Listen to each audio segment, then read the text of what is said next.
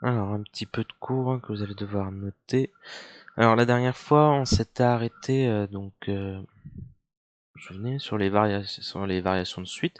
Donc, on avait deux méthodes, un plus 1 moins un, on regarde si c'est positif ou négatif, ou un plus 1 sur un, lorsqu'on a une suite strictement positive, on essaye de regarder si c'est plus grand ou plus petit que 1, pour conclure sur les variations de la suite.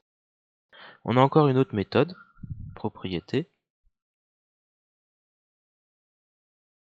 Donc on considère soit f une fonction, on va utiliser la notion de fonction, hein, soit f une fonction définie sur un intervalle qui contient les nombres positifs, parce que nous on va travailler avec des suites aussi, donc on va dire sur 0 plus infini. Ça pourrait être sur R, c'est bon aussi. On considère la suite un définie par pardon, un égale f de n, et ça c'est vrai pour tout entier naturel n.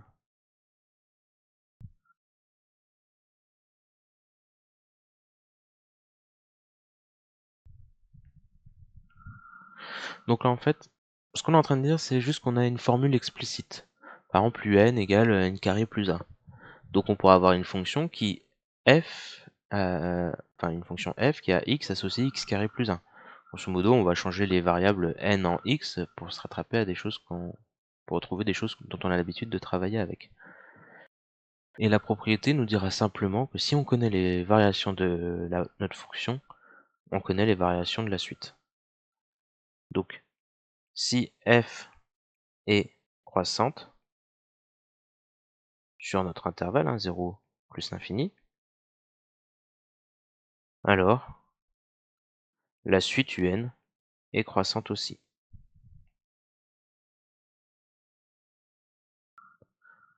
De même, si f est décroissante. De même, si f est décroissante sur 0 plus l'infini, alors la suite un est décroissante aussi.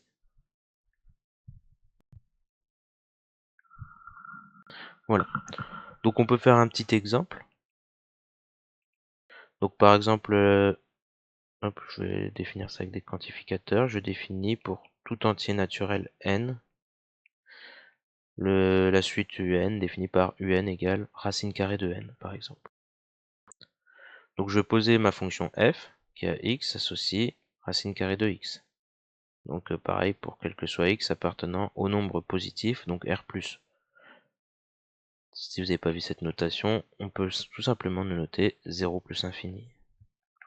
On sait que la fonction racine carrée, si vous ne vous souvenez plus, je refais sa courbe là, reproduisez-la si vous ne vous souvenez plus, ça nous donne quelque chose à peu près comme ça. Donc ça c'est la courbe représentative de f.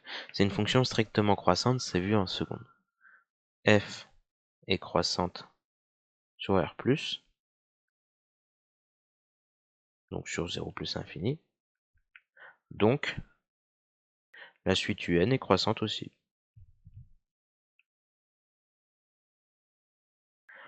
Donc, à travers cette petite propriété, on voit qu'une étude de suite, des fois, on pourra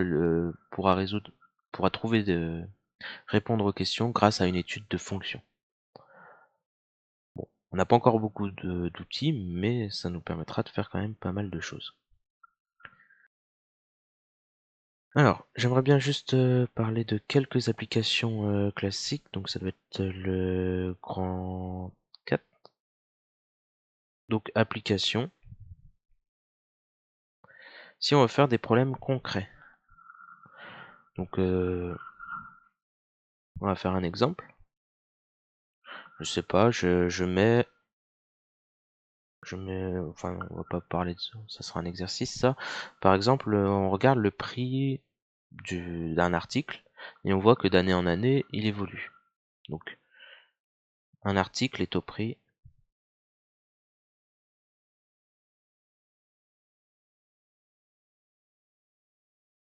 va dire 100 €. Ouais, on va dire en 2000, je sais pas, 2000, ouais, 2020. On estime que chaque année,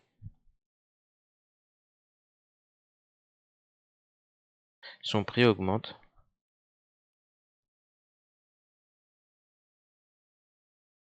de, on va dire, on imagine, je sais pas, 10%. Bon, c'est beaucoup, hein, mais c'est un exemple. On note UN, son prix, au bout de N années après 2020. C'est-à-dire, bah, si jamais je demande U1, c'est au bout d'une année, donc en 2021. Si je demande U10, donc c'est 2030, 2020 plus 10. Donc en UN, enfin en Nième année, c'est 2020 plus N. Donc là, on a tout de suite que U0, ainsi, donc U0, c'est le prix en 2020 plus 0, c'est-à-dire en 2020. U0, c'est le prix de départ, donc 100. U1 est le prix en 2020 plus 1, c'est-à-dire en 2021. On va le calculer. Comment on fait pour le calculer? Bah déjà, on regarde ce qui se passe d'une année sur l'autre. Il y a une augmentation de 10%. Alors, il faut se rappeler un petit peu, hein, le coefficient multiplicateur lié à l'augmentation. Augmentation, donc 1 plus 10 sur 100, c'est 1,10 à 1,1. Et donc, pour calculer U1, bah, je prends la valeur précédente, U0, que je multiplie par le coefficient multiplicateur. Donc, je fais le calcul, 100 fois 1,1, ce qui va me donner ici 110. Donc en 2021, le prix est de 110 €. Si je vous demande U2, qu'est-ce qui se passe? Bon, on prend le prix de l'année précédente. Donc l'année précédente, c'est U1, que je multiplie par 1,1. 110 fois 1,1, ça va me donner 121. C'est comme du 11 fois 11, hein, si vous préférez. Donc en 2022, donc ça c'est le prix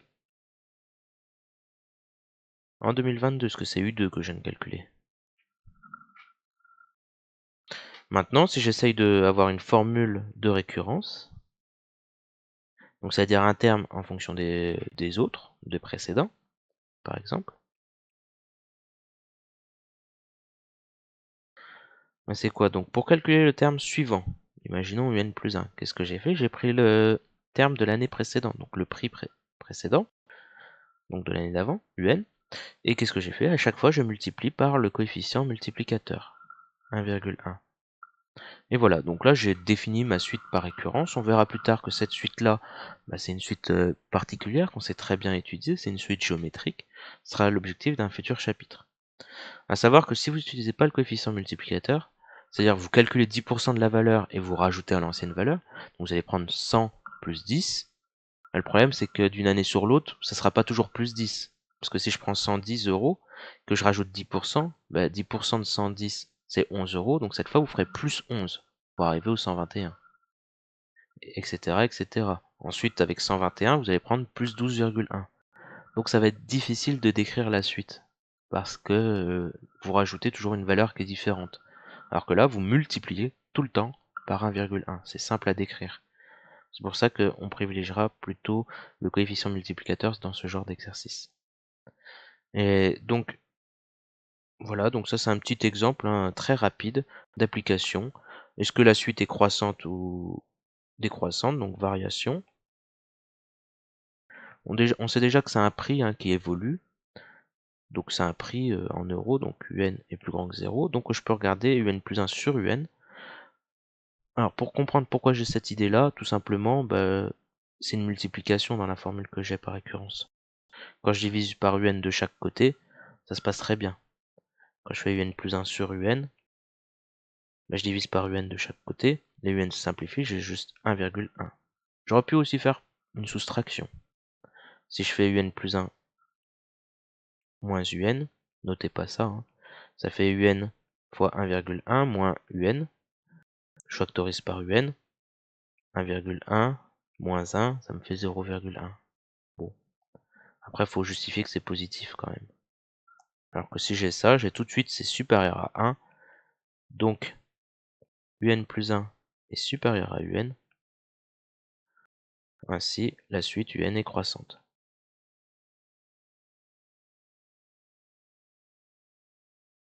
Donc voilà, à l'art d'un petit exemple concret, on voit une petite étude de suite, et on pourrait être amené à calculer les termes en 2025, qu'est-ce qui va se passer en 2025, en 2030, en 2050, etc.